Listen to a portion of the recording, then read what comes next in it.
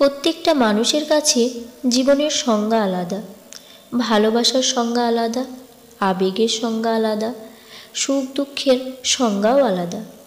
এই ডেফিনেশনগুলো কাউকে বোঝানো মুশকিল।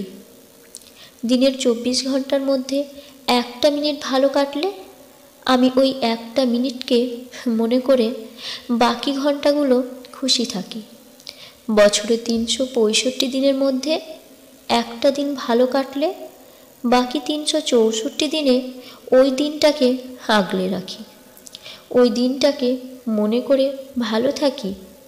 আমি ক্লান্ত হয়েছি, 1বার 2বার বহুবার ক্লান্ত হয়ে পড়েছি, কিন্তু ভেঙে পড়িনি।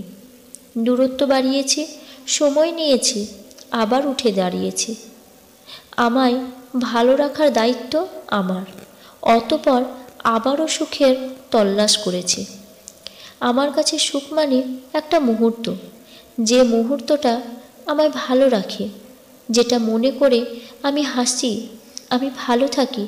সেটা হোক 1 দিন, 1 মাস, 1 বছর কিংবা 1 শতাব্দী। হ্যাঁ, যদি 1 শতাব্দী পরেও ওই একটা মুহূর্ত মনে করে আমার মন ভালো হয়ে যায়, তাহলে ওই 1 মুহূর্তই আমার কাছে সুখ।